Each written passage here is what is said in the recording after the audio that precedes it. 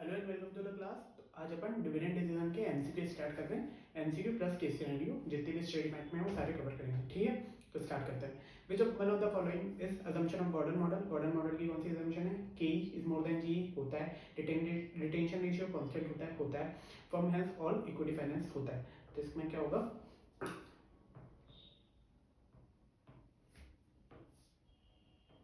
Answer क्या होगा इसका? डी, ठीक है। अब क्या बोल रहा है? what should be the optimum dividend payout ratio when R is 15% and K is 12%। तो R is more than K है तो होता है 0, क्योंकि क्या होता है? Cost of capital is come और रिटेंशन रेशियो मतलब अपन ज़्यादा कमा रहे हैं और अभी वो कम मांगते हैं, तो अपन क्या करेंगे? जो ज़्यादा कमा रहे हैं उसमें पैसा और डालेंगे, इन्वेस्ट करेंगे, ठीक है। तो डिविडेंड क्या? 0 हो गया। वोट शुड बी इररिलेवेंस थ्योरी कौन सी है इसमें? वॉल्टर मॉडल है, गॉर्डन मॉडल है, एमएम होता है। एमएम अपना क्या बोलता है? इररिलेवेंस है, ठीक है। If the dividend pay out ratio is 60% and ROE 16%, what should be the growth rate? तो क्या होता है डिविडेंड ग्रोथ रेट का फॉर्मूला? क्या होता है? B into are. बी यहाँ पर 1 minus dividend pay out ratio into 16% और 40% इंटू 16, that is 6.4, ठीक है। If the shareholders prefer regular income, what how should be affect the dividend division? अगर वो रेगुलर इनकम चाहते हैं तो अपन को रेगुलर इनकम देंगे, it will lead to payment of dividend, ठीक है। Mature companies, next question, mature companies have few investment opportunities will show how high payout ratio। क्या होता है मैच्योर कंपनी में? कम अपॉर्चुनिटीज होती है, ये ऐसा बोल रहा है, और हाई डिविडेंड पेयोल रेशियो होता है। तो ये आंसर है ट्रू, ठीक है। क्योंकि भाई कम इन्वेस्टमेंट अपॉर्चुनिटीज है तो अपना पैसा अपन क्यों रखेंगे? जिसका है डिविडेंड डिविडेंड अपन देंगे, ठीक है।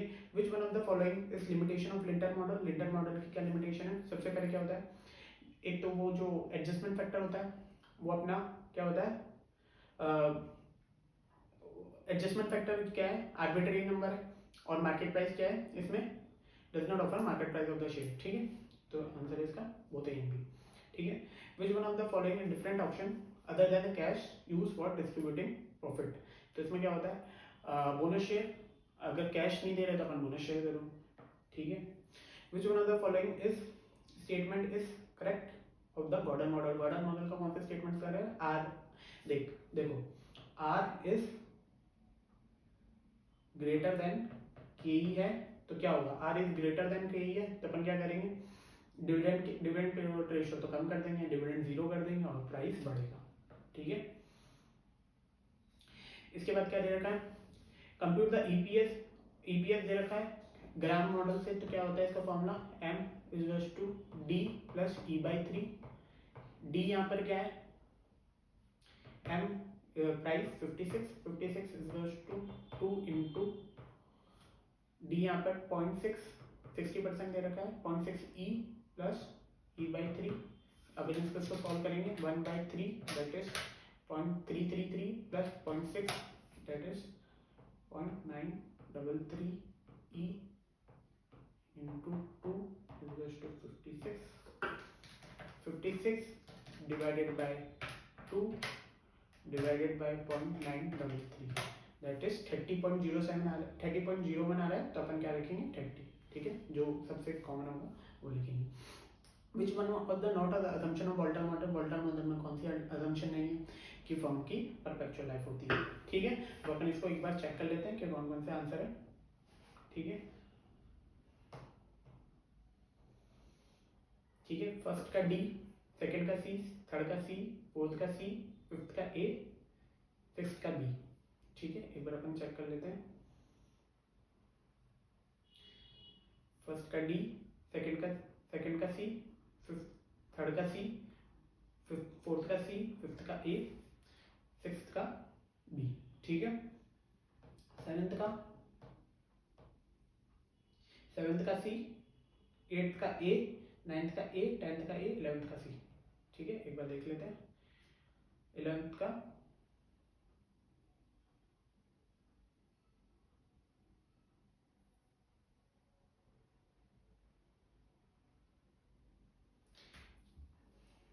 8th का ए, 9th का ए, 10th का ए और 11th का इसमें क्या दे रखा है अपने डी, सी और अपन ने क्या लगाया डी। तो एक बार अपन देख लेते हैं इसको कौन सी नहीं है, तो क्या क्या कौन सी अजम्पशन नहीं है इसमें ये बोला है। तो सबसे पहले rate of return is and cost of capital R constant, ये तो होती है। इंफॉर्मेशन आर फ्रीली अवेलेबल, मतलब उसने बोला है रेशनल मार्केट है तो इंफॉर्मेशन फ्रीली अवेलेबल है।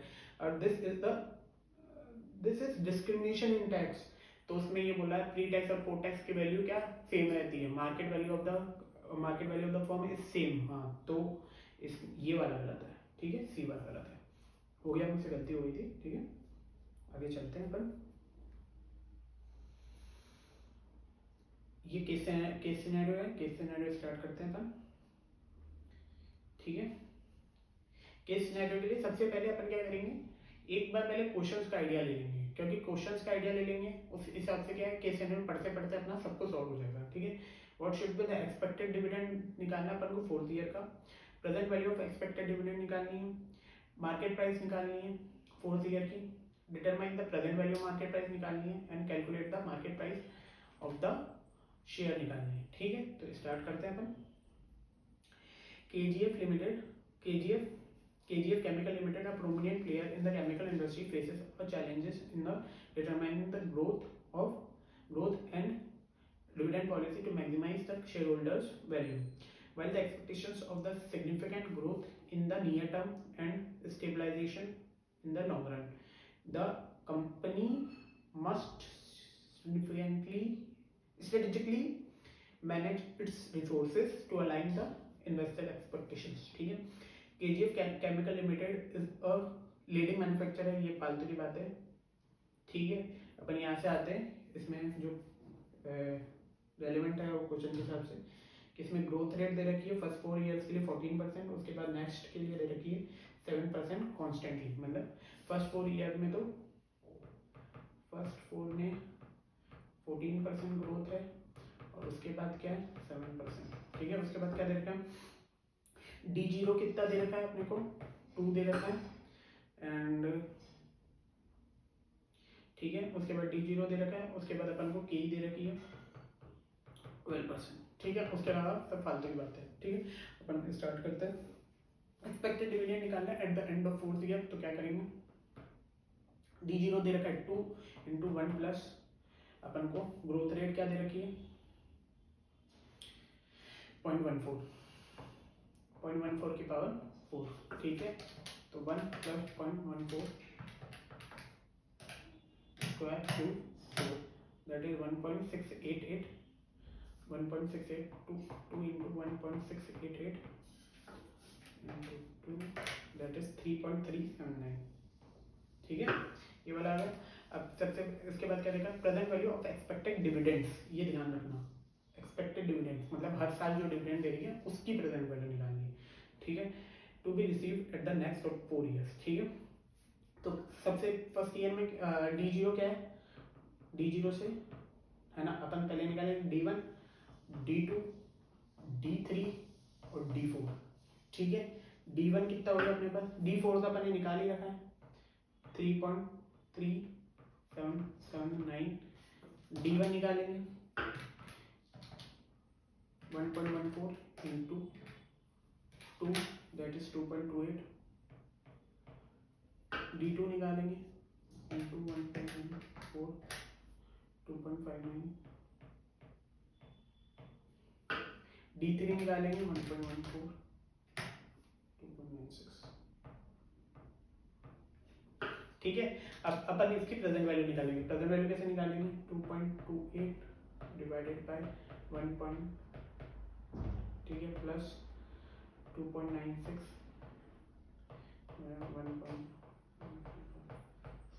प्लस 2 का क्यूब, ठीक है 2.59 डिवाइड बाय 1.12 का स्क्वायर प्लस 3.3779 डिवाइडेड बाय 1.12 का 4, ठीक है। निकालते हैं वैल्यू 2. 2.28 डिवाइडेड बाय 1.12 कितना है अपने पास, कितना है 2.03 एक्सपेक्टेड, ठीक है। 2.59 डिवाइडेड बाय 1.12 स्क्वायर, ठीक है, कितना है 2.06, 2.96 divided by 1.12 square,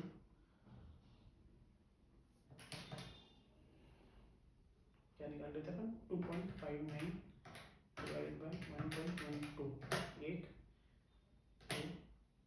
sorry 2.96 divided by 1.12 2.10 plus 3.779 divided by 1.12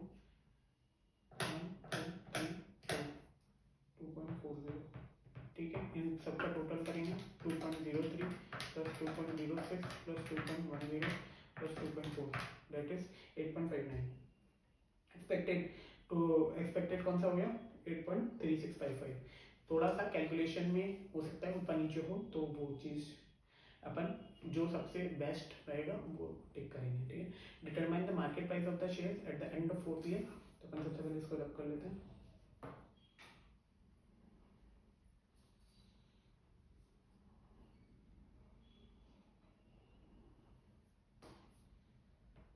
ठीक है, determine the market price of the share at the end of 4th year क्या होगी, क्या होता है D1 divided by KE minus G, ठीक है। D1 क्या होगा इसमें, जो अपन ये 3.3779 इंटू 1.07, क्योंकि अपन को क्या है 4th ईयर के एंड की निकालनी है, तो अपन को 5th ईयर की बिगनिंग की निकालनी पड़ेगी, ठीक है। 5th ईयर की बिगनिंग कैसे निकालेंगे, D1 क्या होगा, जो 4th ईयर के एंड का डिविडेंड और into growth rate divided by KE क्या है इसमें 0.12 माइनस 0.07, ठीक है।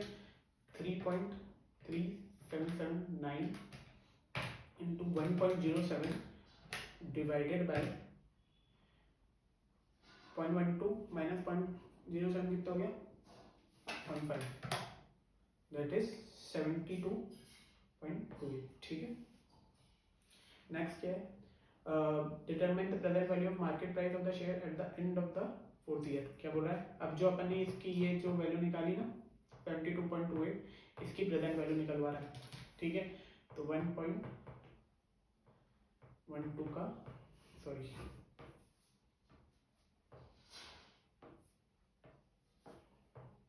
1.12 की पावर 4, ठीक है। तो निकालेंगे 72.28 डिवाइडेड बाय 1.12 1234, दैट इज 45.93 आ रहा है, अपन 45.79 ले सकते, ठीक है। उसके बाद क्या क्या कह रखा है, calculate the today's market price of the shares, मतलब अपन को क्या निकालना है P0 निकालनी है। तो P0 कैसे निकालेंगे अपन, D1 कितना है, D2 कितना है, D3 कितना है, D4 कितना है, और मार्केट प्राइस ऑफ द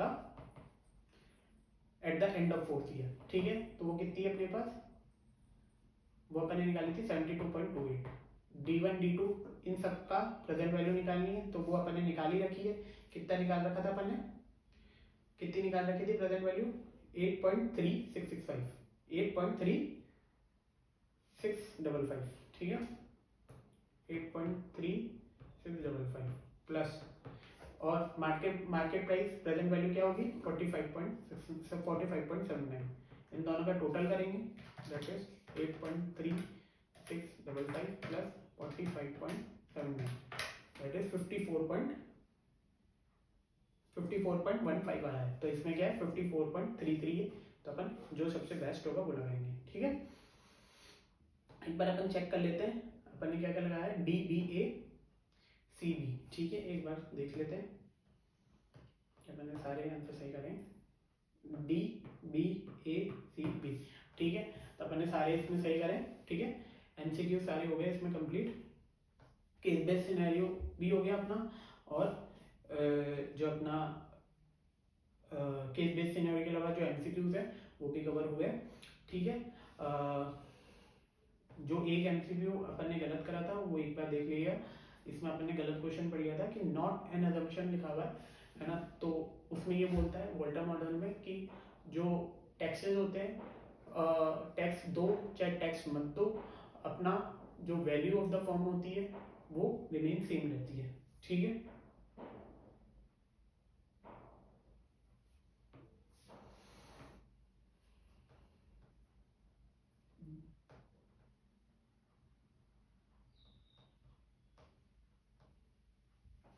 ठीक है, हो गया अपना।